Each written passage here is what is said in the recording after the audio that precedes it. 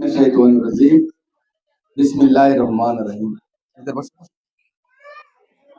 ঐতিহ্যবাহী ইসলামিক ব্যাংকের এই হাজিরহাট শাখার আজকের যে গ্রাহক সমাবেশ, এই সমাবেশের সম্মানিত সভাপতি উপস্থিত আছেন, আমাদের বিশেষ অতিথি কমলনগরের সুযোগ্য সুদক্ষ ইউনো মহোদয়, উপস্থিত আছেন আপনাদের ইসলামী ব্যাংকের excellent regional manager mister Anwar Hossain সাহেব, আমাদের বাংলাদেশ ব্যাংকের একসময় ডিজিএম, এই এলাকার প্রবীণ শিক্ষক রাজনীতিবিদ অধ্যাপক নুর ইসলাম সাহেব, আমাদের সকলের মুরব্বী আলেম দ্বীন মুফাসসিলে কুরআন মাওলানা জাহিদ হোসেন ফারুকী মহোদয়, উপস্থিত আছেন জেলা ইমাম সমিতির সম্মানিত সভাপতি মাওলানা গিয়াসউদ্দিন সাহেব, নুরুল হুদা চৌধুরী সাহেব বিএনপি সভাপতি, জামাত ইসলামী বাংলাদেশের সম্মানিত আমির জনাব আবুল খায়ের সাহেব, আমাদের আইন শৃঙ্খলার কাজে যিনি নিয়োজিত, সবসময় আমাদেরকে ল অ্যান্ড অর্ডার ঠিক রাখতে হবে, আমাদের ওসি মহোদয়, আমার সাংবাদিক বন্ধুরা, এই ব্রাঞ্চের সম্মানিত ম্যানেজার মাসুম সাহেব, কর্মকর্তা বৃন্দ, কর্মচারী বৃন্দ, আমার প্রিয় এই কমলনগরের বিভিন্ন পর্যায়ে সুশীল সমাজের নেতৃবৃন্দ, প্রতিনিধিবৃন্দ, মা বোনেরা, গ্রাহক ভাইয়েরা, বাবারা, আপনারা সকলে আমার সালাম গ্রহণ করবেন। আসসালামু আলাইকুম রহমতুল্লাহ বারাকাতুহু। ইসলামী ব্যাংকের কথা মনে হলে আমার মীর কাসেম আলী সাহেবের কথা মনে হয়। আপনারা মীর কাসেম আলী সাহেবকে অনেকেই চিনেন না এই প্রজন্মে। বাংলাদেশের গার্মেন্ট শিল্প 1990 যে দশক শহীদ প্রেসিডেন্ট জিয়াউর রহমান শুরু করেছিলেন 79 সালে, এরপরে গার্মেন্ট চলতেছিল, যখন ব্যাক টু ব্যাক হয়েছে, ওনারা বুঝবে back to back, back to ব্যাকের আগ পর্যন্ত কিন্তু গার্মেন্টস আমাদের হচ্ছিল না, উনি সব ফ্রি করে দিলেন। এবং ঠিক এরকম ছিল, এটা এভাবে উঠতে লাগলেন। সেই সময়ে হঠাৎ করে এটা কপ আপ করতে পারতেছিলেন না আমাদের বিজনেসম্যানরা, এই ব্যবসাটা বুঝতেছিলেন না। অনেক গার্মেন্টস মালিক 4-5 বছরের মধ্যে পড়ে গেছে। মীর কাসেম আলী সাহেব, আল্লাহ ওনাকে জান্নাতবাসী করুন। ওনার কথা মনে হলে আমার কিন্তু আবেগ হয়, কারণ উনি আমাকে ব্যক্তিগতভাবে খুবই স্নেহ করতেন। এক মসজিদে উনি জুমার নামাজ পড়তেন, ধানমন্ডির আমিও পড়তাম। ওই মসজিদেই প্রথম উনি চালু করলেন খুতবাটা বাংলা পড়া। দেখেন একজন লোক কত ক্লাসিক হলে, কত কালচারাল হলে, ইসলাম ভিত্তিক দলগুলি কিন্তু বললো আরে বাংলা পড়বে, অনেকে এরকম বলবে, কিন্তু উনি প্রথম বাংলা পড়লেন, পরে ইমাম সাহেব আবার এটা আরবিতে বলতেন, তাহলে মানুষের বুঝতে সুবিধা হয়। উনি চালু করলেন কিন্তু, এবং উনি উনি একটা টিভি চালু করলেন, যে টিভিটা বন্ধ হয়ে গেল, দিগন্ত। আমি কিন্তু দিগন্ত টিভির আমার শেয়ার আছে, কেউ জানতো না, আজকে আমি প্রকাশ্য সাংবাদিকদের সামনে বললাম। এবং ওনার ছেলেকে আমি খুব স্নেহ করি, সে কিন্তু ফেরত আসার কথা ছিল না। 8 বছর ব্যারিস্টার আরমান আয়নাঘরে ছিলেন। এই সব মানুষদেরকে ডেকে ডেকে আনে আজকে বিভিন্ন যে বড় বড় গ্রুপ দেখেন, এই গ্রুপ, যেমন নজরুল ইসলাম মজুমদার নাসা গ্রুপ, ওনার থেকে তখন 10-20 লাখ টাকাও নেয়, কিন্তু জানে যে নজরুল ইসলাম মজুমদার এক্সপার্ট বিজনেসে। বলছে যে নজরুল তোমাকে আমি টাকা দেবো। বলে স্যার আমি কোথেকে টাকা দেবো, আমি কোথায় পাবো, আমি আমি জামানত দেবো কোথেকে, আমার তো জায়গা নেই, আমি মাত্র আমি পাস করছি, 4 বছর হয়েছে। বলে টাকা লাগবে না, 2 লাখ টাকা, এক গার্মেন্টস 2 লাখ টাকা দিবে, 3টা গার্মেন্টস 6 লাখ টাকা, যেগুলো বন্ধ হয়ে গেছে। সে নজরুল ইসলাম মজুমদারের কিন্তু 10,000 কোটি টাকার ইকোনমি হয়েছে। এরকম বহু লোক। ইসলামী ব্যাংক কিন্তু এই পর্যায়ে গেছে। আমি যখন গাড়িতে ছিলাম তখন নুরুল চৌধুরীকে আমি বলছি হ্যাঁ, এইটা অর্গানাইজ করে পরবর্তী সময়ে বিদেশিদের থেকে যে ফান্ডটা আনতে হয়েছে, টার্কি থেকে আনছে, সৌদি আরব থেকে আনছে, বিভিন্ন লোকজন থেকে ইনভলভ করছে এখানে, এটা সুন্দরভাবে পরিচালনার ম্যানেজমেন্টে ছিল অধিকাংশ জামাত ইসলামের মানুষ। তো জামাত ইসলামের মানুষ যদি একটা ভালো জিনিস সে যদি মেনটেন করতে পারে, আমি ধরেন অন্য দল করি, আমি এটা তো ঘৃণা করার কিছু নাই, সে ভালো করছে তাকে সাবাসী দিতে হবে। কিন্তু বা আমি বড় ব্যবসায়ী না, কিন্তু ব্যবসায়ী সব আমার বন্ধু কিন্তু বাংলাদেশে একদম দিনে দুপুরে ডাকাতি করে এই ব্যাংকটা নিয়ে গেল। শুধু এই ব্যাংক না, 7টা ব্যাংক শেষ করে দিচ্ছে মানুষদেরকে। যখন এই যে চৌধুরী একটা কথা বললো না, টাকা দেয়নি, কথা সত্য কিন্তু। কিন্তু সব লোক তো আর উত্তম হবে না। একটা জায়গায় কি সব লোক উত্তম হবে? আর জামাত ইসলামের জন্য ওদের তো একটু মায়া মমতা থাকবে নাকি ভাই? ওরা কি আমার টাকা দিবে? এটাও মানতে হবে। আমি নুরুদ্দা চৌধুরী সাহেবকে বলতে চাই, এইটাই নিয়ম সমাজে। ওদের জন্য একটু বেশি ফিলিংস থাকবে, কিন্তু ব্যাংক এমন একটা প্রতিষ্ঠান যেখানে এই ফিলিংস থাকতে পারবে না। যতক্ষণ পর্যন্ত সে ট্রান্সপারেন্ট না থাকবে, অনেস্ট না থাকবে, তাহলে সে আলটিমেটলি সাস্টেনেবল হবে না। মানে সে কথা ঠিক নাকি? আলটিমেটলি কিছুদিন চলবে, সাস্টেনেবল হবে। ওনারা কিন্তু এই কাজ করেন না। আমার এরকম 40 জন আছে পরিচিত ইসলামী ব্যাংকের, যারা মোহাম্মদপুরে 10,000, ওনার ডাইরেক্টর কিন্তু 10,000 টাকার বাসায় ভাড়া থাকে। ইসলামী ব্যাংকের ডাইরেক্টর, চিন্তা করতে পারেন, 10,000 টাকার বাসায় ভাড়া থাকতেন ওনারা, কিন্তু ইসলামী ব্যাংকের ডাইরেক্টর।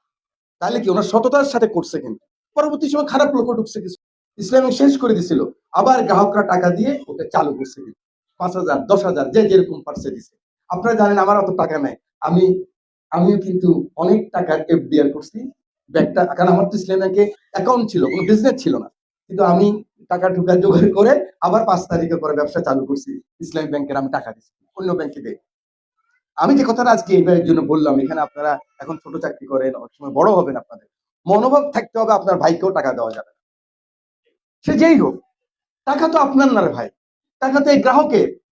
10 টাকা 5 টাকা 50 টাকা 50,000 টাকা এই টাকা দিয়ে কিন্তু একটা ব্যাংক বড় হয়। কেমন বড় হয়েছে জানেন? সোনালী ব্যাংকের পরের ইকোনমি ছিল ইসলামী ব্যাংক।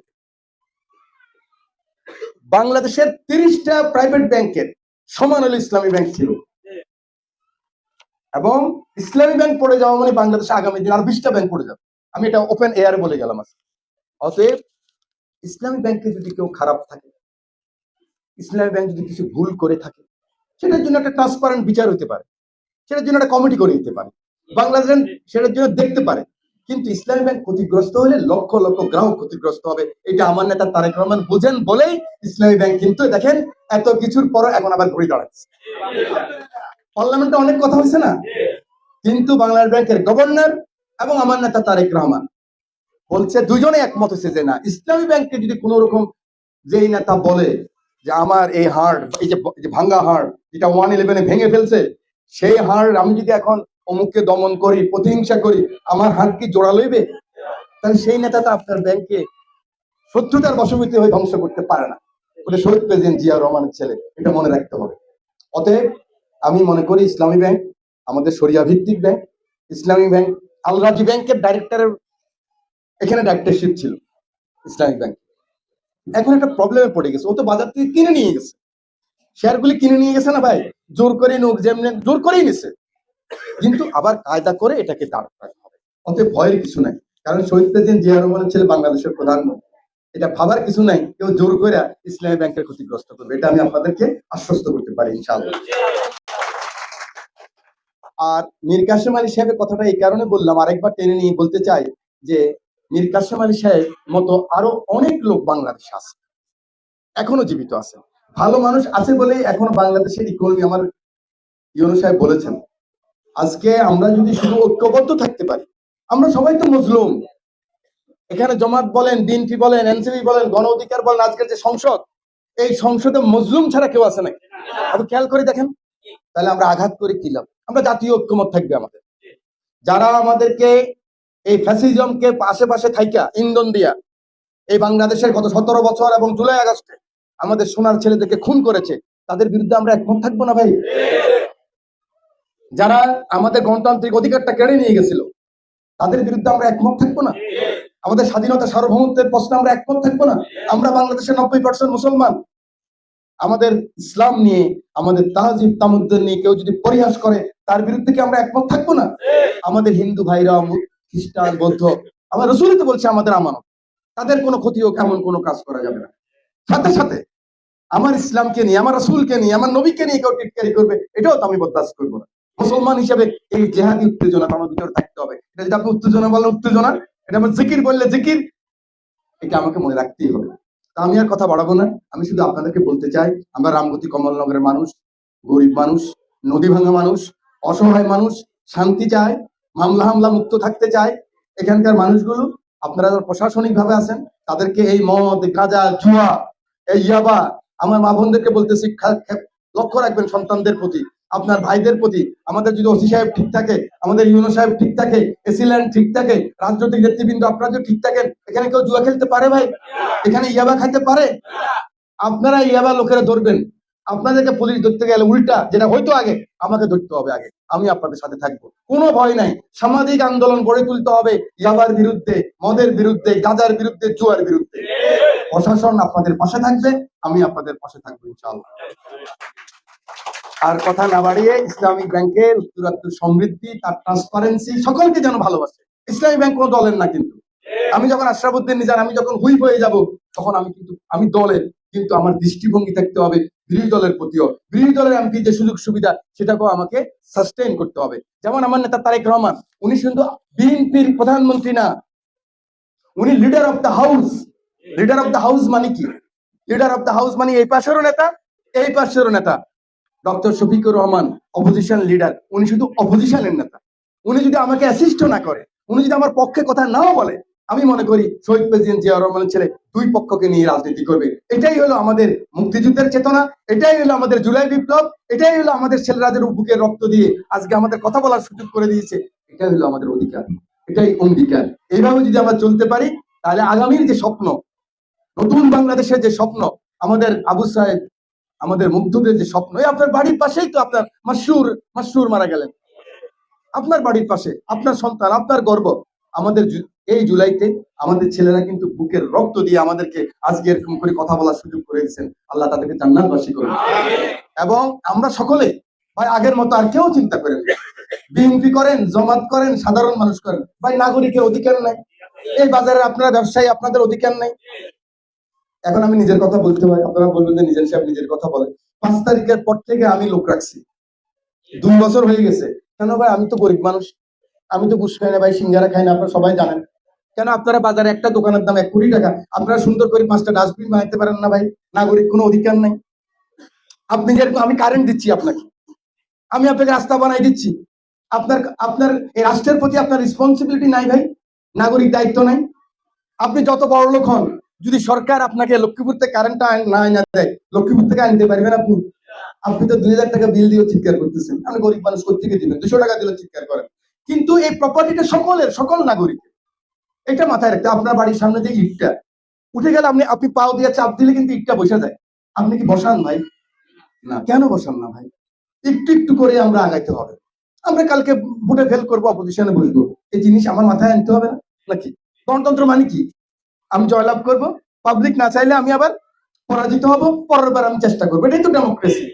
আমার যেমন এরকম চিন্তা, আপনি নাগরিক হিসেবে আপনার তো চিন্তা থাকতে হবে যে আপনার বাজারটা আপনি সুন্দর রাখেন, আপনার ড্রেনটা আপনি পরিষ্কার করেন। কয় টাকা লাগে আপনাদের ভাই? কিন্তু আপনারা সেটা করবেন না। সেটা না করলে সবাই বলবেন যে রাস্তা পরিষ্কার। এখানে ভাই 12 ফিট 14 ফিটের রাস্তা ছিল না? প্রত্যেকটা রাস্তার মধ্যে বর্ষাকালে জমিদারহাট বাজার, করৈতলা বাজার, এগুলির মধ্যে ধান রোপণ করছে মুরব্বীরা, মনে আছে নাকি ভাই? আমি এমপি হওয়ার আগে মনে আছে? এখন তো 26-32 ফিট হয়েছে, তারপর রাস্তায় জায়গা আছে? ঠেলতে ঠেলতে সবাই রাস্তাটা চিকন করে ফেলতেছে, হাজিরার বাজার দিয়ে বের হতে পারেন না। তাহলে বাজারের যারা নেতৃবৃন্দ, আপনাদের দায়িত্ব আছে না ভাই? আমি বলি, আমাদের যেমন রাজনীতিবিদের দায়িত্ব আছে, প্রশাসনের দায়িত্ব আছে, বাংকারের দায়িত্ব আছে, আপনাদেরও দায়িত্ব আছে, গরিব মানুষেরও দায়িত্ব আছে, একজন রিক্সাওয়ালারও দায়িত্ব আছে।